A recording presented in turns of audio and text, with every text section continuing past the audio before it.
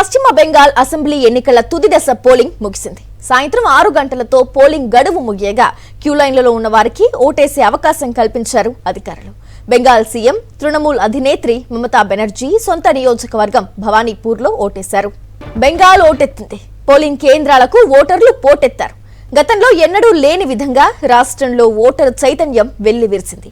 తొలి దశ తరహాలోనే తుది విడతలోనూ రికార్డులు బద్దలయ్యేలా పోలింగ్ శాతం రికార్డైంది. సాయంత్రం 5 గంటల వరకు 90% పోలింగ్ నమోదైనట్టు అధికారులు వెల్లడించారు.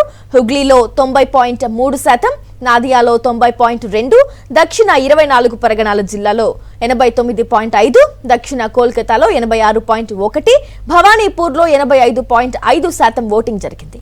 పశ్చిమ బెంగాల్ తొలి దశలో 93%కి పోలింగ్ నమోదైంది. స్వతంత్ర బెంగాల్ ఎన్నికల చరిత్రలోనే ఇది అత్యధికమని ఎలక్షన్ కమిషన్ పేర్కొంది. బెంగాల్ తుది దశ ముగియడంతో 4 రాష్ట్రాలు, ఒక కేంద్ర పాలిత ప్రాంతం అసెంబ్లీల పోలింగ్ ప్రక్రియ పూర్తయింది.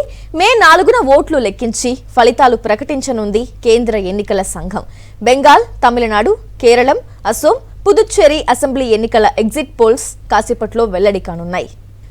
పశ్చిమ బెంగాల్ అసెంబ్లీ ఎన్నికల తుది దశ పోలింగ్ ముగిసింది. పూర్తి డీటెయిల్స్ అందించేందుకు మా కరెస్పాండెంట్ వెంకటేష్ లైవ్ ద్వారా జాయిన్ అవుతున్నారు. వెంకటేష్, చెప్పండి, ఏదైతే సాయంత్రం 6 గంటల వరకు ఎవరైతే క్యూ లైన్ లో ఉంటారో వాళ్ళకే ఓటేసే అవకాశం కల్పిస్తున్నారు, అసలు పూర్తి డీటెయిల్స్ ఏంటి? పశ్చిమ బెంగాల్లో రికార్డు స్థాయిలో పోలింగ్ శాతం నమోదైంది. సో 6 గంటలకు పోలింగ్ ముగిసినప్పటికీ పోలింగ్ కేంద్రంలో ఉన్నటువంటి ఓటర్లందరూ కూడా ఓటు వేసేటువంటి అవకాశాన్ని ఎన్నికల సంఘం కల్పించింది. సో ఆ మేరకు ఇంకా ఓటింగ్ కొనసాగుతున్నటువంటి పరిస్థితి. సో మొత్తానికి 5 గంటల వరకు ఉన్నటువంటి గణాంకాలు చూస్తే 90% పోలింగ్ నమోదైంది. సో ఈ పోలింగ్ శాతం మరింత పెరిగేటువంటి అవకాశం కనబడుతుంది. మొదటి విడతలో 93% రికార్డు స్థాయిలో పోలింగ్ నమోదు కాగా ఈసారి ఆ రికార్డును బద్దలు కొట్టేలా మరింత ఎక్కువ పోలింగ్ శాతం నమోదయ్యేటువంటి అవకాశం కనబడుతుంది. సో మొత్తం 142 అసెంబ్లీ సీట్లకు ఈ రెండో విడతలో ఎన్నికలు జరుగుతున్నాయి. దాదాపు 1400 మంది అభ్యర్థులు పోటీ పడుతుండగా 3.5 కోట్ల మంది ఈ అభ్యర్థుల తలరాత రాస్తున్నటువంటి పరిస్థితి. సో మొత్తానికి ఎన్నికలన్నీ సజావుగా జరిపేందుకు అవసరమైనటువంటి ఏర్పాట్లను కూడా కేంద్ర ఎన్నికల సంఘం చేసింది. సో ఈ ఉదయం 7 గంటల నుంచి పోలింగ్ ప్రారంభమైంది.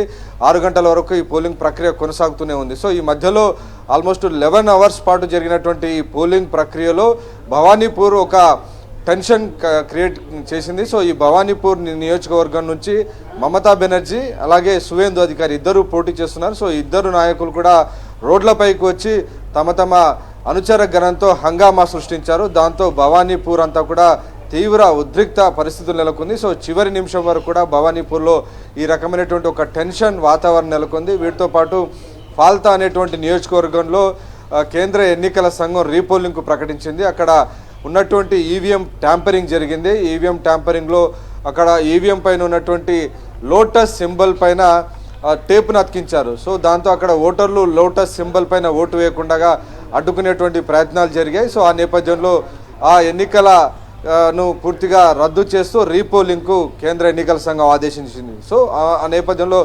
రీపోలింగ్ కూడా జరిగేటువంటి అవకాశం కనబడుతుంది. సో అనేక చోట్ల కూడా హింసాత్మక ఘటనలన్నీ కూడా నమోదయ్యాయి. భారీ ఎత్తున కేంద్ర పోలీస్ బలగాలను ఎన్నికల సంఘం నియమించినప్పటికీ అనేక చోట్ల హింసాత్మక ఘటనలు నమోదయ్యాయి.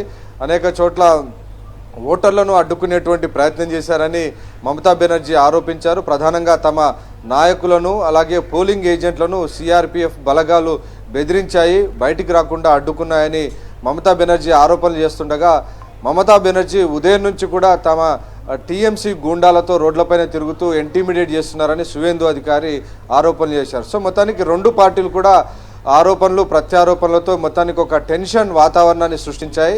నిజానికి మమతా బెనర్జీ ఎప్పుడు కూడా ఎన్నికల చరిత్రలో ఆమె ఎప్పుడు కూడా ఉదయం నుంచే పోలింగ్ జరుగుతున్నటువంటి రోజు రోడ్లపైకి వచ్చి హడావుడి చేసినటువంటి దాఖలాలు లేవు. కానీ తొలిసారిగా ఆమె రోడ్డుపైకి వచ్చి రోజంతా కూడా హడావుడి చేయడం ఖచ్చితంగా ఆమె ఓటమిని ఎదుర్కొనేటువంటి స్థితిలో ఉన్నారు, సంక్షోభ స్థితిలో ఉన్నారు. కాబట్టి మమతా బెనర్జీ ఈ రకంగా రోడ్డుపైకి వచ్చి హంగామా సృష్టించారని బీజేపీ విమర్శలు చేస్తున్నటువంటి పరిస్థితి. సో మొత్తానికి ఒక టెన్షన్ వాతావరణం మధ్య రెండో విడత పోలింగ్ అయితే ముగిసింది. సో తుది గణాంకాలు రావాల్సి ఉంది. సో మొదటి విడత పోలింగ్ కంటే రికార్డు స్థాయిలో దాదాపు 95% పైగానే పోలింగ్ నమోదయ్యేటువంటి అవకాశం మనకు కనబడుతోంది.